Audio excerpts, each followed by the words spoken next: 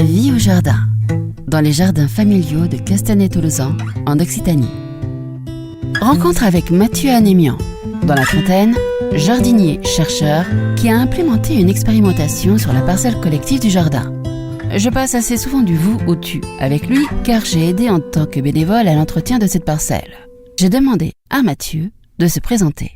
Je m'appelle Mathieu Anémian, je suis jardinier au jardin collectif Jardins familiaux de Castanet.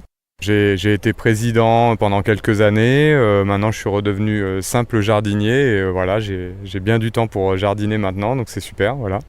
Mais vous avez plusieurs casquettes, vous êtes aussi chercheur à l'INRAE, c'est ça ? Oui, tout à fait. Mon métier, c'est de faire des recherches. Je suis un scientifique à l'INRAE, juste à côté, là, à Castanet. Et en plus, mon projet de recherche, c'est sur les interactions entre plantes. Donc on va dire que le travail déteint un petit peu dans mon jardin et vice-versa finalement. Voilà. Et donc cette année, je crois aussi depuis l'année dernière, vous expérimentez quelque chose sur une parcelle collective.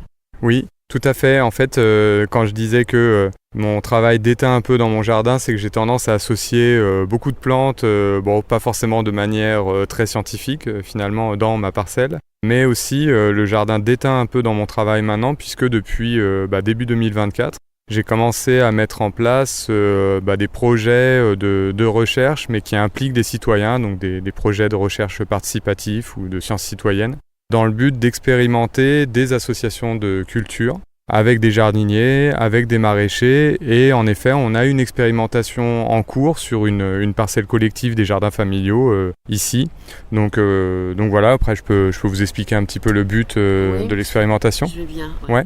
Donc en fait, on a commencé ce projet-là en début 2024 et l'idée dans ce projet de sciences participatives, c'était pas forcément qu'il y ait un scientifique qui dise aux jardiniers quoi faire. Donc on s'est mis autour d'une table et moi ce que je voulais, c'est pas forcément qu'on reteste des choses qui étaient déjà dans des livres de jardinage, mais qu'on essaie plutôt d'associer des savoirs empiriques de jardiniers, des savoirs scientifiques de scientifiques tels que moi, et aussi des savoirs professionnels de maraîchers. On s'est tous mis autour d'une table et ensemble on a décidé d'associer de la tomate avec des haricots. Et donc le plan d'expérimentation, il est relativement simple finalement. Pour les jardiniers, on met 1 mètre carré de haricots tout seul, 1 mètre carré de tomates tout seul, et puis il y a un 3e mètre carré qui est de la tomate associée aux haricots.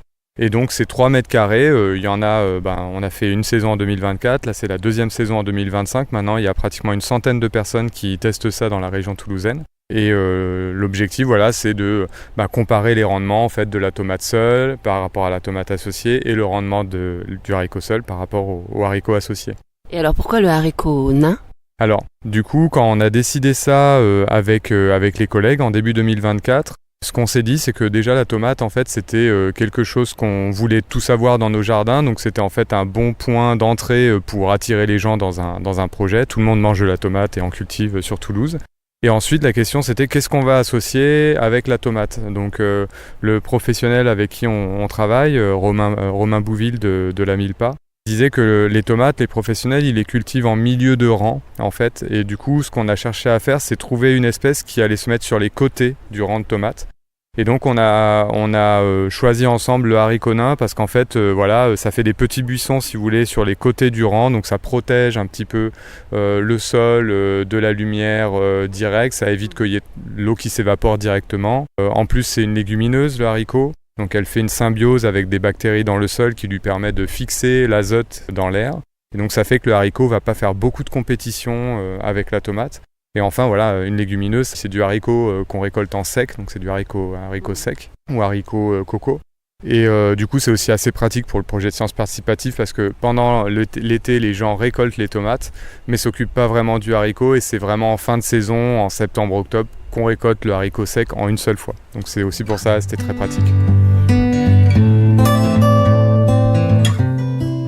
Et donc vous faites des pesées quand vient la récolte ?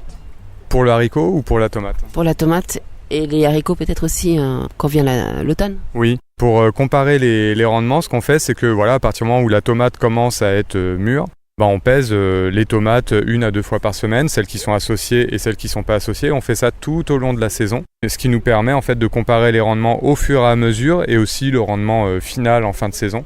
Et on fait donc la même chose pour le haricot, sauf que le haricot en général, on le fait, la récolte se fait en 1 fois, au pire des cas en 2 fois si vraiment il y a des gousses qui commencent à sécher, à s'ouvrir. Mais voilà, c'est beaucoup plus simple. Voilà. Et ensuite, on additionne les rendements aussi de la tomate et du haricot pour voir sur un seul mètre carré en culture associée à quel point on est plus productif que pour chacun des mètres carrés de chacune des monocultures séparées, finalement. Au vu déjà des résultats de l'année dernière, est-ce que vous aviez vu que les rendements étaient bénéfiques dans l'association haricots et tomates ? Alors en fait, ce qu'on a vu l'année dernière, l'année dernière on était beaucoup moins nombreux, il n'y avait que 6 ou 7 jardiniers. Et puis on travaille donc avec Romain vers Blagnac qui a une parcelle de maraîchage et qui nous autorise en fait à cultiver et à faire cette expérimentation là-bas. Donc là on a vraiment des volumes plus conséquents et ce qu'on a vu de manière générale c'est que globalement la tomate n'est pas trop affectée par la présence du haricot. Soit les rendements sont similaires, soit ils sont légèrement inférieurs. Mais ils ne sont pas vraiment affectés. Alors après, ce qu'il faut voir, c'est que même s'il y a une légère baisse de rendement de l'ordre de 10% de la tomate en culture associée, le fait qu'on ajoute le rendement du haricot fait qu'en général, ça compense largement et on va dire que le mètre carré qui est cultivé en association est malgré tout plus productif. D'accord. Quel type de variété de tomate avez-vous ?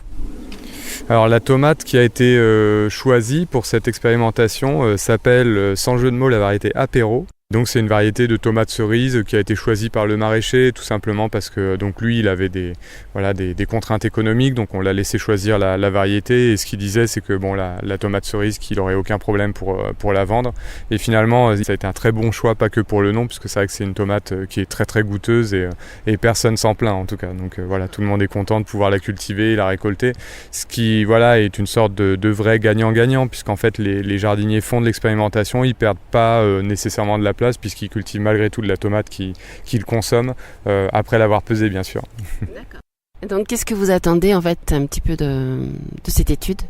Disons que cette étude-là, pour moi, à l'heure actuelle, elle est assez exploratoire. C'est vrai qu'on n'en a pas trop parlé là. On s'intéresse souvent au rendement et c'est ce qu'on discute dans les cultures associées, mais on fait aussi de la recherche assez fondamentale, académique par ce biais-là, puisqu'en fait, on regarde aussi comment l'association de cultures va modifier les propriétés physico-chimiques du sol, telles que l'azote, le phosphore, le potassium, mais également d'autres éléments comme le manganèse, etc. Et on regarde aussi comment l'association de culture va modifier également le microbiote du sol. Et on fait ça en fait dans un but de compréhension. À l'heure actuelle, on ne sait pas très bien comment fonctionnent les interactions entre plantes.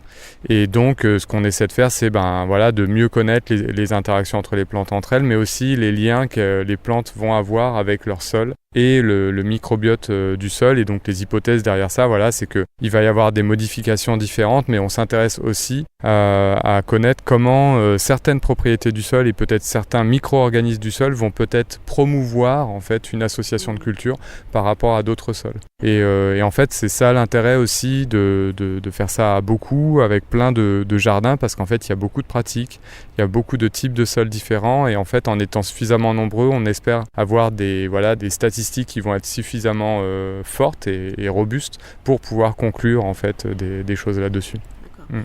Et donc, cette expérimentation a lieu surtout en Occitanie ou aussi ou dans d'autres endroits en France ?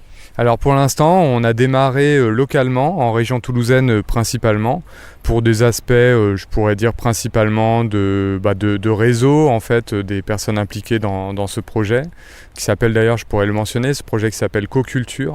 On s'appelle le réseau Coculture maintenant entre des scientifiques, des maraîchers, des jardiniers de la région toulousaine, et c'est vrai que c'est beaucoup plus pratique en termes logistiques d'aller voir certains jardins, d'aller récupérer des sols, d'aller toutes les semaines, on va 1 à 2 fois par semaine à Blagnac aussi sur le site de maraîchage où on entretient nos parcelles d'expérimentation. Donc voilà, après ce que j'espère c'est que là on est déjà en train de rechercher des nouveaux financements pour les années 2026-2027 en espérant pouvoir étendre un petit peu, alors pas forcément à toute la France parce qu'il y a des climats trop différents etc. Et puis la tomate, le haricot vont peut-être pas forcément bien se développer partout, mais en effet au moins sur la région Occitanie, éventuellement un petit peu avec des collègues qui sont sur Avignon, dans le sud-est aussi. Ouais.